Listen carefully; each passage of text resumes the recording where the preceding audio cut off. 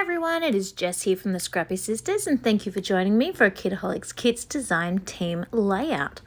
So for this layout, I decided to do a big giant packaging technique.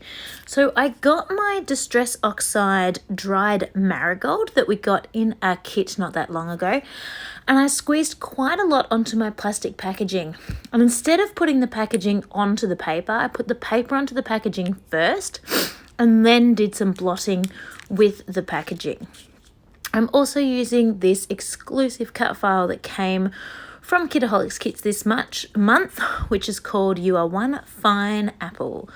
And I have backed that using the absolutely stunning Cocoa Vanilla Sun-Kissed collection and popped it all up on foam. I've also cut down my photos to be a 3x3 size, and then I have backed those with a piece of white and then another piece of that dark navy, the same as what I've put in the sunglasses of the pineapple.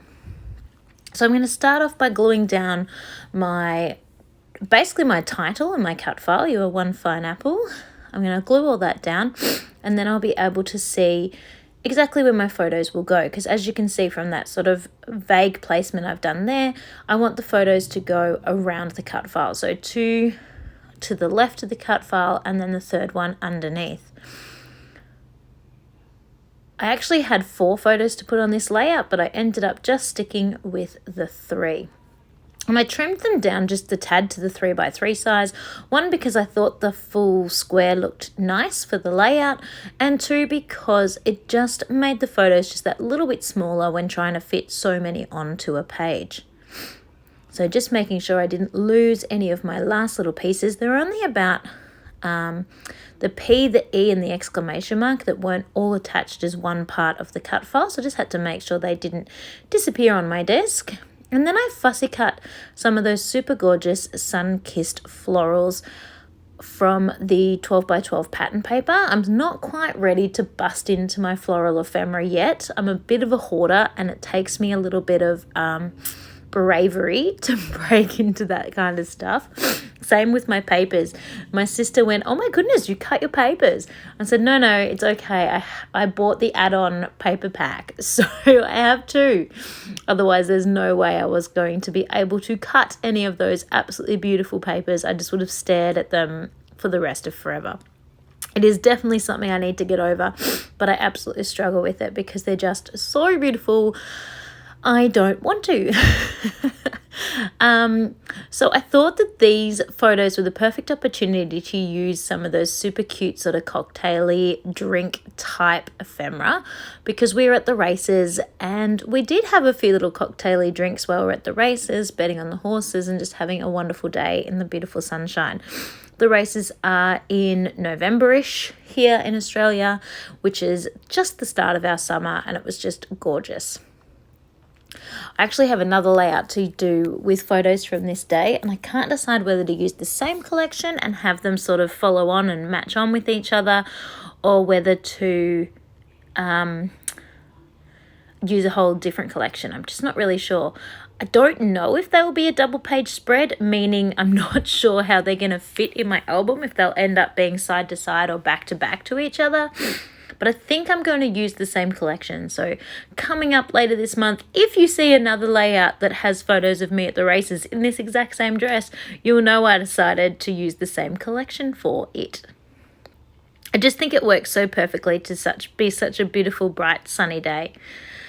Now, because I stuck my cut file up on foam, I decided to leave the photos flat to the page.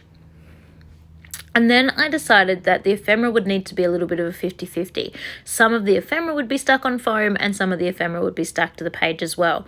So the floral piece that I put behind the pineapple, I stuck the yellow and the orange flower that's directly under the pineapple directly to the page, but I actually put a little bit of foam up behind the blue pineapple. So it just gives it that little bit of dimension.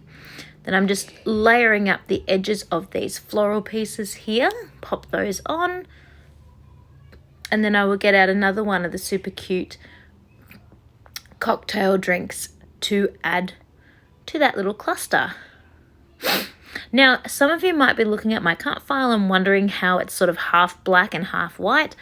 I absolutely could have cut the sunglasses out and the UR1 out a second time in black paper and glued it on top. Totally could have done that, but I actually just got a black texter and carefully coloured in the edging of the sunglasses and the words UR1. I just really wanted to make parts of that cut file pop just a little bit more than other parts, and I was really happy with the way that sort of came together. Then I noticed that I put the foam in the wrong place on this piece of ephemera, and it's sort of half on the photo and half on the paper, so I just needed to move that over because it wasn't sitting quite right. Then I was looking at the layout and I was really loving it, but I felt it needed something else a little bit black. There wasn't really, like, there's some black in my husband's clothes and then in our sunglasses and my fascinator and things like that, but there still needed to be a little bit more to help make this pop off the page.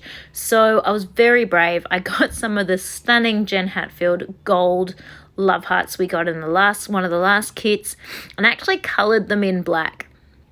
I totally could have coloured in some of the Sunkiss puffies black, but I wasn't quite ready to do that yet, so I pulled out some of the older ones and did those instead.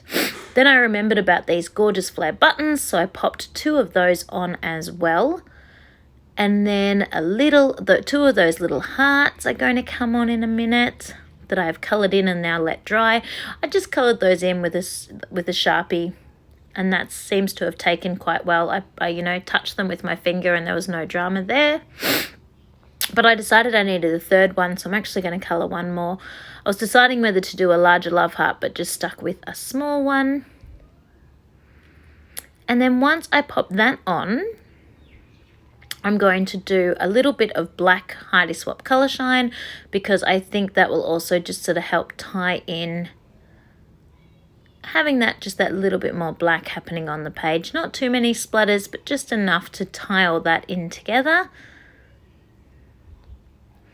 And this gorgeous layout will be done. I am just loving the brightness, the colours, the gorgeous collection, the cut file, just everything about this page just really speaks to me. So I was very excited to dig in and use this collection.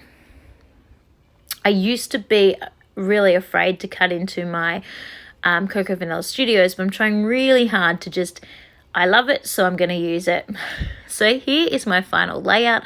I hope you enjoyed watching the process, and I hope that has inspired you to cut some of the exclusive cut files and just get playing with this gorgeous collection we have in our kit this month. Thank you so much for watching, and I can't wait to see you further on down the track with another Kitaholic Kits design team layout. So thank you so much, everyone, and I will see you all next time. Bye!